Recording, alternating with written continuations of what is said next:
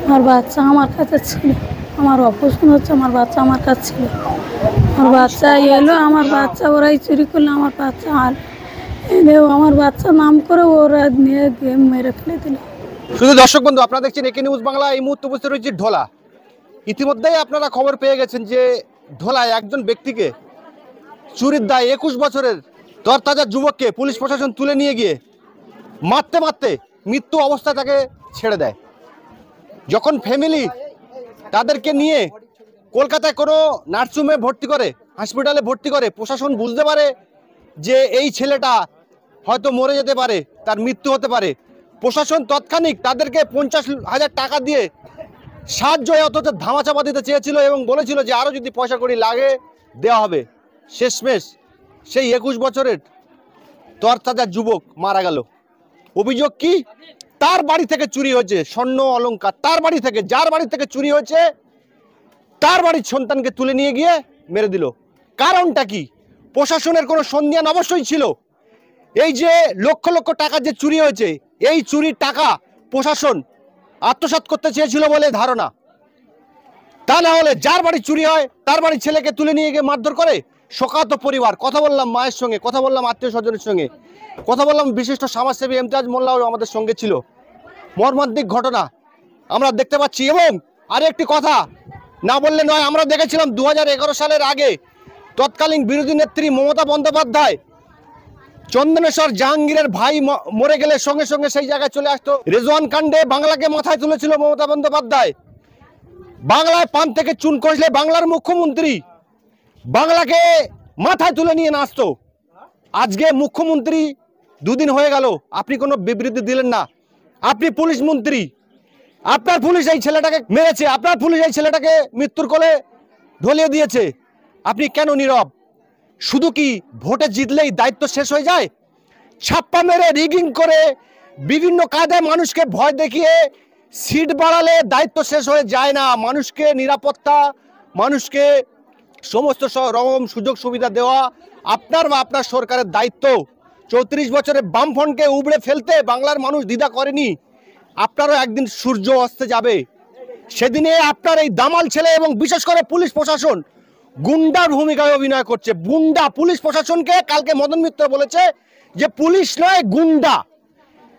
সেই জন্য করে রাজ্যের বিরোধী দলনেতা বলেছে যে এই 355 যারা জারি করে এই সরকারের পুলিশি ক্ষমতা কেড়ে নেওয়া অবশ্যই দরকার। তা না হলে বাংলার ঘরে ঘরে এইরকমই পুলিশি অত্যাচারে মানুষের মা বোনদের মায়ের কোল খালি হবে। এবারে সোনাগুলো দেখে, সোনাগুলো সব ছড়িয়ে আছে, ঘর দোর সব উজল পাজল করা আছে। আবু সিদ্দিকের নাম করছে, আবু সিদ্দিক নাম করছে। কে আবু সিদ্দিক? কে? হ্যাঁ, কে আবু সিদ্দিক? তার ডাকো। এবার আমরা জানি না, তো ও ধরে নিয়ে যাবে বলে এই তো আবু সিদ্দিক বলে ওর এখান থেকে নিয়ে গেছে। নিয়ে যেতে বলে সাড়ে কালার ধরে তুই চ। ও ধরে মারতে মেরে একা মেরে থানায় নিয়ে চলে গেছে। থানায় নিয়ে চলে যাওয়ার পর তার পরদিন থেকে খুব মার মারে, অতিরিক্ত মার মারে এবং কারেন্ট চার্জে দেয়। ঘরে আনে, ঘরে আনতে মারতে মারতে ঘরে এনেছে, ওখান থেকে মারতে মারতে ঘরে এনেছে মায়ের সামনে। হ্যাঁ, মারতে মারতে লাঠি চার্জ করে করে ঘরে এনেছে। ঘরে আনতে পারে সোনা কোথায় গেছি বার কর। এবার ওদের মায়ের কাছে যা ও মারা যে গয়নাগুলো পরতো, সেই গয়নাগুলো মায়ের কাছে বলে মা তুমি দাও, খুলে ঘর হাত থেকে খুলে দিয়ে জানে, খুলে দিলে আমার বাচ্চা ছেড়ে দেবে। খুলে দেওয়া হয়েছিল। খুলে দেওয়ার পরে ফের ছেলেকে মারতে মারতে ওই গয়নাগুলো মারতে মারতে নিয়ে চলে যায়। বাইক ছিল, ফোন ছিল, সেইগুলো সব নিয়ে চলে যায়। ফোনগুলো নিয়ে, হ্যাঁ ফোন নিয়ে চলে গেছে। ওখান থেকে উদ্ধার করে হসপিটালে নিয়ে জানা হয়। হসপিটালে নিয়ে যাওয়ার পরে এবারে আমার লোকেরা সব হসপিটালে নিয়ে গিয়ে মানে চিকিৎসা করায়। চিকিৎসা করার পরে পুলিশরা যায়, পুলিশরা গিয়ে 50,000 টাকা দেয়, মানে ছেলেটাকে দিচ্ছে আর কি, এই টাকাগুলো রাখো আর চিকিৎসা করাও, আবার যা টাকা লাগে আমার দেবো। পুলিশ বলছে টাকা নেয় নেই, টাকা নেয় নেই, টাকা ফেরত দেওয়া হয়ে গেছে। টাকা ফেরত দিয়েছে। টাকা ফেরত দেওয়ার পরে এবারে ছেলে পরশুদিন রাত্রে মারা গেছে। পরশুদিন রাত্রে মারা গেছে। এখন কি চাচ্ছেন এই পুলিশ প্রশাসনের যে বর্বরতা? আমি চাই যে যে মেরেছে, এইগুলো যা মেরেছে তাদের ফাঁসি হোক, তাদের শাস্তি হোক, তাদের শাস্তি হোক। তা আমার বাচ্চা যে মেরেছে তার যেন কঠিন শাস্তি হয়, কঠিনই হয়, কঠিন যেন হয়। আমার বাচ্চা, আমি মামি হই, আমি এখানে ছিলাম শেষ পর্যন্ত, আমি ছিলাম। আর বাচ্চা কোনো দোষ ছিল না, কোনো দোষ ছিল না। পুলিশ প্রশাসনকে শাস্তি দিতে গেলে আইনে লড়াই করতে হবে, লড়াই করবেন তো? হ্যাঁ করবো, 100 বার করবো, হ্যাঁ করবো। মাসি, হ্যাঁ, কেমন ছিল আপনার ছেলে? কেমন ছিল আপনার? আমার ছেলে খুব ভালো ছিল, আমার খুব ভাইপোটা খুব ভালো ছিল, কোনো দোষী নয় ও। আর ও কেন বড় পুলিশের সাজা শাস্তি কাট দিল, ভালো ছিল। পুলিশ তুলে নিয়ে গিয়ে মারলেন? পুলিশ তুলে নিয়ে গেছে। আপনারা বাধা দেননি যখন পুলিশ নিতে এসেছিল?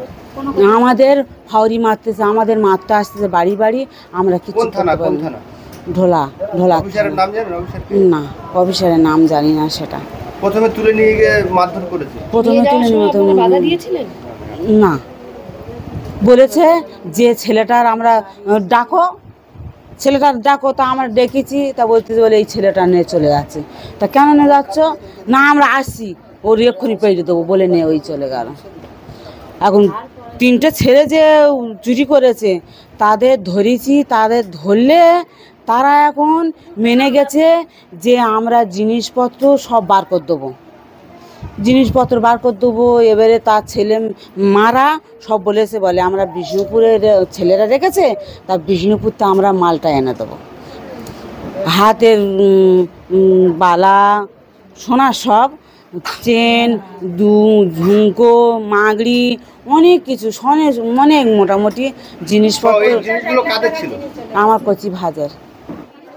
দেখুন, এখন পর্যন্ত যা রিপোর্ট পেয়েছি, এটা মানে কি বলবো, আমার সুপারি কিলিং মনে হচ্ছে। পুলিশ কন্ট্রাক্ট নিয়েছিল ছেলেটাকে মারবে, সেই ছেলেটাকে রাত বিরেতে বাড়ি থেকে তুলে নিয়ে চলে গেল এবং মারতে নিয়ে গেল এবং বলল যে নিয়ে যাচ্ছি, লাশ পাঠাবো। এটা কি প্রমাণ হয়? লাশ পাঠিয়েই ছাড়লো। তো এই পুলিশ তদন্ত করতে হবে, এই পুলিশ কার নির্দেশে, কার চুক্তিতে, কেন ওকে মারলো। আর যেটা বাহানা করছে চুরির, নিজের বাড়িতে কেউ চুরি করে? আর চুরি যদি কেউ সত্যিই করে থাকে, পুলিশকে কি কেউ লাইসেন্স দিয়েছে? আইনে কোনো প্রবিধান আছে পুলিশ তাকে পিটিয়ে মেরে ফেলবে? যে মুখ্যমন্ত্রী আগে কুকুর মরলে, বিড়াল মরলে সেখানে দৌড়ে যেতেন, তার ব্যাপারটা ছিল কেন? এসে বসে ভাই লুটে পেটে চাই, অর্থ ক্ষমতা আর গদির জন্য তিনি ছুটে যেতেন, তিনি মানুষের স্বার্থে যেতেন না। তাহলে আজকের যে মানুষ এখান থেকে তার প্রাণ চলে গেল পুলিশের বিরুদ্ধে, মুখ্যমন্ত্রী এখন নীরব কেন? তিনি পুলিশ মন্ত্রী, তিনি স্বরাষ্ট্রমন্ত্রী, তিনি এখনো পর্যন্ত কোনো বিবৃতি দিলেন না কেন? এ বিষয়ে কিছু বলার নেই। এটা মর্মান্তিক ঘটনা ঘটেছে, এটা খুব দুঃখজনক। এটা হচ্ছে বহুদিন ধরে, তো আমরা এই প্রতিবাদটা করছি না বলে মানে এটা চলতেই যাবে মতো। কোনো সন্তান যদি কোনো মার কোল থেকে চলে যায় না, তার বলার কোনো ভাষা থাকে না। যার কোলে সন্তান হারায় সেই মা জানে। তার মা অসুস্থ ছিল, সন্তান পানি খেতে চেয়েছিল, পুলিশ তার ফ্রিজের মধ্যে মুখটা গুঁজে দিয়েছে, কারণ সে পানি খেতে চেয়েছে, এটা তার অপরাধ। কথা বলতে সত্যি আমি পাচ্ছি না, কারণ আমার ননদ খুবই অল্প বয়স্ক, এখন 18 বছর তার হয়নি। এই অল্প বয়সে বাল্য বিধবা হলো বলে সে স্বামীহারা হয়ে দিশেহারা হয়ে যাচ্ছে, কীভাবে সে তার বাকি জীবনটা কাটাবে।